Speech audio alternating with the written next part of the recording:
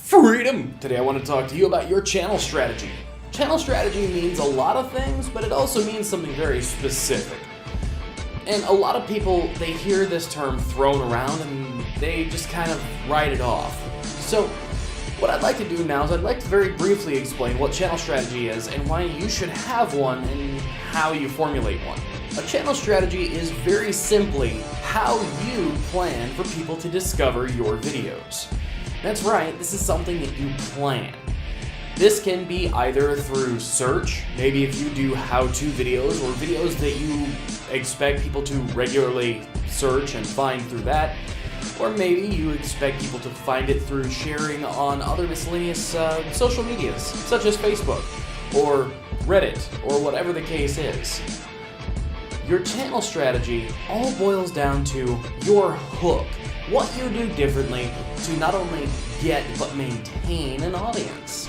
Some channel strategies involve the use of very catchy thumbnails, and some don't.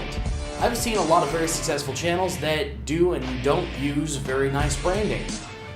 However, it's always a good idea to take a look at your branding and see if there's anything that you can incorporate in your branding from your channel strategy. Okay, so channel strategy, what exactly is it? Well, like I said before, it's how people are going to discover your videos.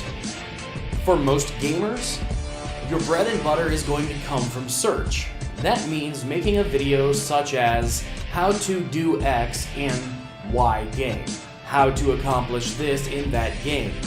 Usually, people will search for this kind of content. That doesn't necessarily mean you do all of this content. However, a good channel strategy would be to mix or salt and pepper this kind of content with a kind of content that you are really passionate about, but maybe not do quite as well in search. Or if you have a series that does really, really well on Facebook, you can salt and pepper between the two. A common example I like to use is the channel Game Theory. Game Theory has a lot of different content on the channel.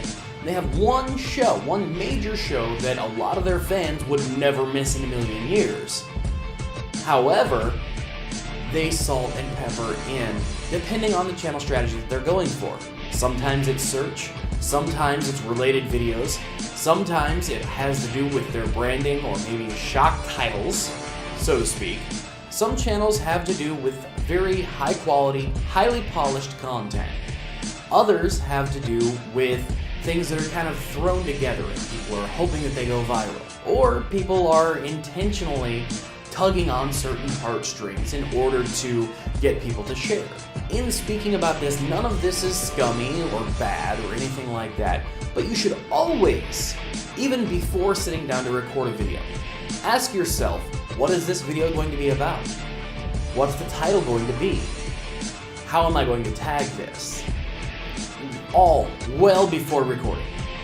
Because if you plan it, then you can make sure that you execute that plan during your pre-production, your production, and post-production to make sure that you achieve that goal. One of my goals here is to take a very broad concept, that's channel strategy, and discuss it at length. I understand that this video is kind of broad, however, I do plan on expanding this into a series talking about channel strategy and ways that you can implement it into your channel. Of course, do keep in mind, the reason that this is very broadly spoken of, usually, is because it's very personal to every single channel. So, I need everyone to think critically during this and think about how you can apply this to your channel, because I can only give so many examples. In the comment section down below, what I want everyone to do is I want you to tell me who your target audience is. I want you to tell me who you think this person is. For instance, on my vlogging channel, my target audience are YouTubers who happen to be in Freedom, and usually males between the ages of 35 and 15. So what I did was, I of course looked at my analytics, and I also looked at who I was going for. If you narrow your focus, a lot of times you will pick people up that are not within that focus. However, if you make sure that you are making that demographic, the one that you are targeting, if you are making them happy, you have the potential to make a lot of other people happy. Traditional media, that's TV and radio, is all very one-sided. However, on YouTube, it's not. On YouTube, it's a discussion, it's a community. So being able to anticipate who your audience is and be able to work with them, that is going to help you immensely. So, as part of your homework for this episode, tell me down below who your target audience is. And make sure to drill it down at least 3 levels. Till next time, I'm Anthony. Like, subscribe, comments please.